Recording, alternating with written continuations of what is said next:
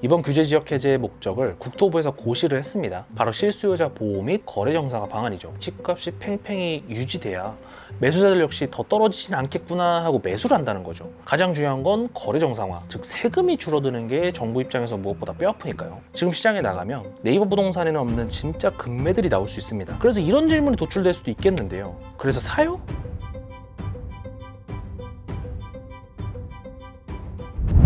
안녕하세요, 오분임장입니다. 지난 11월 10일 이 부동산 시장 현안 대응 방안이라는 보도자료와 함께 추가적인 규제지역 해제가 발표가 됐죠. 오늘 오분임장 영상에서는 이 보도자료를 한번 분석해보고 규제지역이 어디가 해제됐는지, 과연 시장에서 어떤 의미가 있는지 자세히 살펴보도록 하겠습니다. 순서는 이렇게 진행이 되는데요. 최근 부동산 시장 동향과 이에 대한 관계부처의 평가, 그리고 세부 추진 과제를 공급 측면, 실소유자 내 집 마련 측면, 서민 중산층 부담 측면 이렇게 나눠서 진행을 합니다. 일단 이 보도자료를 빠르게 훑어보도록 하겠습니다. 매매와 전세 하락세가 지속됐고 최근 그 하락폭이 확대됐다고 하고요. 여기서 전세 하락폭이 가장 시사하는 바가 크다고 보이는데요. 이 바로 전세대출금리의 상승입니다. 실제로 현장에서도 이 대출금리 때문에 전세보다는 월세를 선호하는 현상이 두드러지고 있으니까요. 이 문제는 거래량으로 이어진다고 합니다. 심리적으로도 금리 인상, 가격 부담감 등으로 이 위축이 크게 되고 매수자는 이렇게 심리적 부담감을 크게 느끼는데 매도자들은 싸게 팔 생각이 없으니 정말 급한 매물들만 소수 거래되면서 거래량은 역대 최저를 찍게 되는 거죠. 이 미분양은 최근 증가세에 있다고는 하나 아직 절대적으로 이 양이 적기 때문에 일단은 이번 영상에서는 넘어가도록 하고요. 그리고 여기가 또 중요한데요. 최근 주택 공급의 선행 지표들이 하락세로 전환했다는 겁니다. 긴축에 따른 금리 상승, 주택 수요 위축, 자금 조달 애로 심화 등으로 인허가나 분양 등의 주택 공급 선행 지표가 악화된 거죠. 앞으로 미분양이 최근 늘어나는 추세라고 간단히 앞에서 언급했고, 금리 인상은 누구나 알고 있고 매수자들의 매수 심리도 크게 위축된 데다가 투자자들마다 쉽게 움직일 수 없는 시장이다 보니 주택을 공급하는 건설사와 시행사 입장에서는 지금 선뜻 공급에 나서기 어렵다는 거죠. 당장의 1, 2년은 사실 눈에 띄는 부작용은 없겠지만 이 4년 이상의 중장기적 주택 공급에서는 분명 악영향을 끼칠 전망입니다. 이런 이유들로 이번 부동산 시장 대응책이 정부로부터 나온 것이라고 예측을 할 수가 있는데요. 이 정부는 주택 공급 기반 위축 방지, 그리고 실수요자 내 집 마련 애로 해소, 서민 중산층 주거 부담 경감의 세 가지 방향성에서 대응을 발표했습니다. 사실 보도자료는 뒤로 좀 더 길기는 한데 여러분들 시간을 아껴드리기 위해서 이번 보도자료의 핵심만 간단히 언급하도록 하고요. 바로 이어서 규제 지역이 어디가 해제가 됐는지, 이제부터 어딜 봐야 하는지 이런 걸 말씀드리도록 하겠습니다. 먼저 주택 공급 기반 위축 방제 측면을 보면 최근 가장 많이 많았던 PF 대출의 보증 지원이 확대됐다는 것이 눈에 띄고요. 대통령의 공약 중 하나였던 안전진단에 대한 개선 방향이 마련된다는 내용, 그리고 등록임대 사업자제도의 개편을 연내 마련한다는 내용입니다. 사실 너무나도 당연하게 마련될 것이라고 예상했던 정책들인데 예상보다는 꽤 늦는다는 느낌이긴 한데요. 어쨌든 올해 안으로 마련된다고 하니까 어쩔 수 없이 기다려는 봐야겠습니다.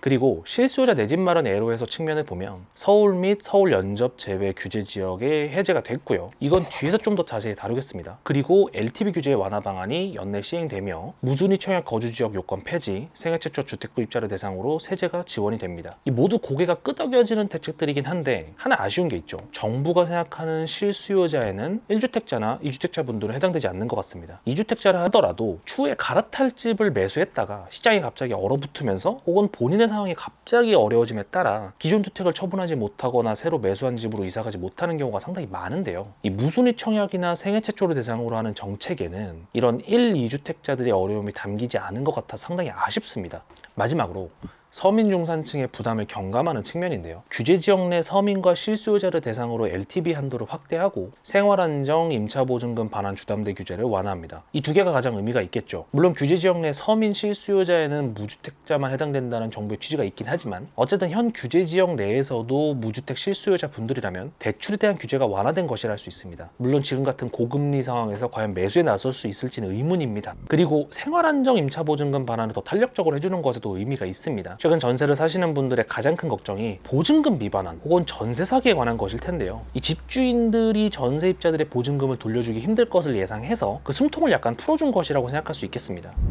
그럼 이번에는 여러분들이 가장 궁금한 내용을 한번 다뤄볼까요? 이번 규제지역 해제의 목적을 국토부에서 고시를 했습니다. 바로 실수요자 보호 및 거래 정상화 방안이죠. 즉 집값이 너무 떨어지면 집주인들이 힘들 것이고 또 적당히 집값이 팽팽히 유지돼야 매수자들 역시 더 떨어지진 않겠구나 하고 매수를 한다는 거죠. 가장 중요한 건 거래 정상화, 즉 세금이 줄어드는 게 정부 입장에서 무엇보다 뼈아프니까요. 먼저 이번 규제 지역 해제에서도 살아남은 불변의 조정 지역을 살펴보면요, 서울의 전 지역, 그리고 서울과 인접한 과천, 성남, 하남, 광명입니다. 서울은 당연하고 우리가 흔히 경기도의 빅4라고 불리는 수도권의 지역들이 살아남았네요. 이 지역들을 제외하고는 수도권 전 지역이 규제 지역에서 해제가 되고 세종시마저도 해제가 됐습니다. 이 서울은 주변 지역의 파급력과 개발 수요, 높은 주택 수요를 감안해서 이번에 해제되지 않았다고 하는데요. 경기도의 4개 지역 역시 집값 수준이 높고 개발 수요가 높기 때문에 주정 지역을 유지한다고 합니다. 정리해서 말하자면 이번에 풀어주면 올라갈 수도 있으니까 여긴 일단 냅둘게,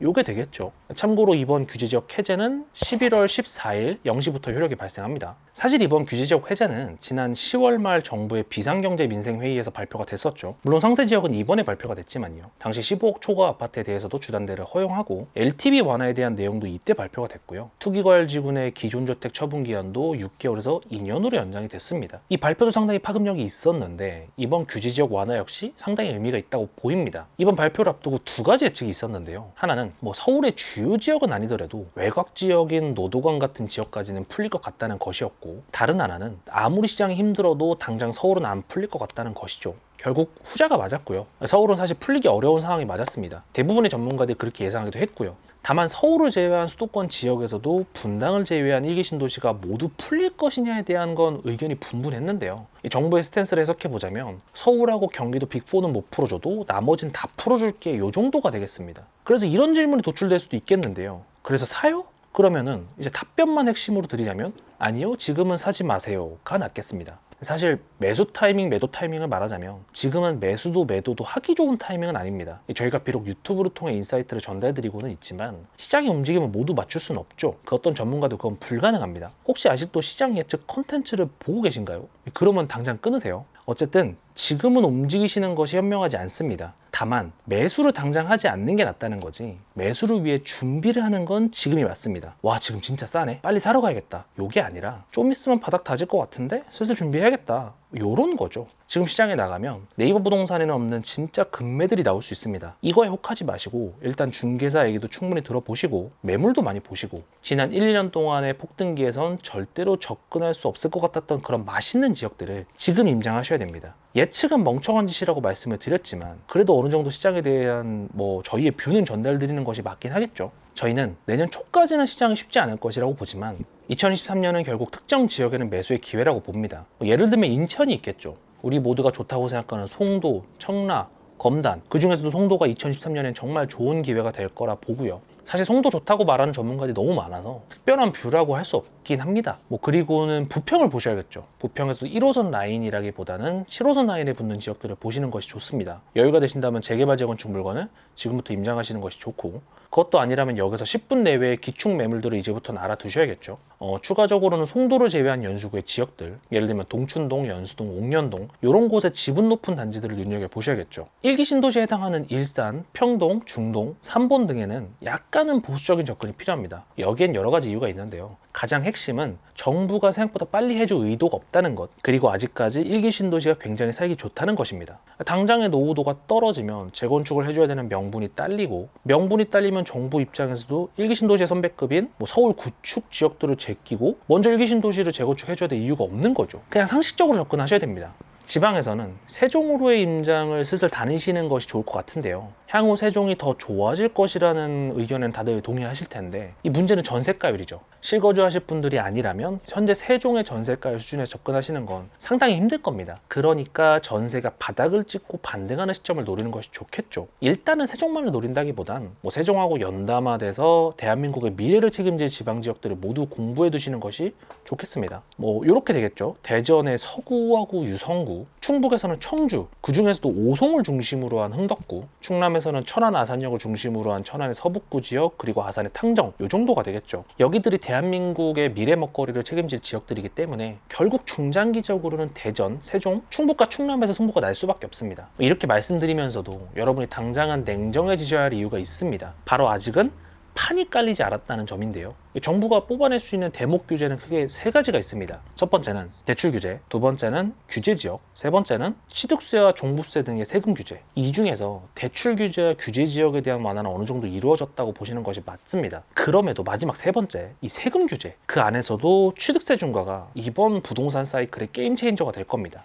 결국 2주택자 이상의 다주택자들은 취득세 중과가 풀리지 않으면 침만 질질 흘릴 수밖에 없는 상황이고요. 이런 공포장에서도 매수해주는 다주택 투자자들이 움직여주지 않으면 무주택 실수요자들은 물론 1주택 갈아타기 수요들도 역시 움직일 수가 없습니다. 그렇다면 이 시장의 물꼬는 취득세 중과 해제를 기다리는 다주택자들이 쥐고 있다고 보는 것이 맞고요. 만약 여러분들이 무주택자 혹은 1, 2주택자라면 이 다주택자의 취득세 중과 카드를 기다리시는 것이 가장 확실한 선택이지만 그보다도 더 싸게 사고 싶으시다면 아직 다주택자 규제가 풀리지 않은 지금이 바로 매수의 타이밍일 수도 있겠죠. 그건 개인의 선택입니다. 그리고 여러분들이 다주택자라면 답은 없죠. 그냥 취득세 중과가 완화되기를 기다리는 수밖에 없습니다. 그래도 희망적인 부분은 있죠. 원래 취득세는 조세법에 해당되기 때문에 현재 야당의 협조 없이는 개정되기가 상당히 어려웠는데요. 최근 부동산 시장이 상당히 안 좋아짐에 따라 야당이 협조하지 않으면 정치적으로 오히려 불리해지는 상황에 놓이고 있습니다. 즉 2024년 총선 이후 법의 개정까지 기다리지 않더라도 그 이전인 2023년에 충분히 취득세 중과 완화는 가능한 상황이 다가오고 있다는 거죠. 이런 점들을 한번 잘 생각해 보시고 지금부터 슬슬 임장을 다니고 중개사들하고 얼굴도 터놓는 과정이 필요하니까요. 이렇게 잘들 한번 준비를 해보셨으면 좋겠습니다. 그러면 다음에도 더 좋은 영상으로 찾아뵙겠습니다. 감사합니다.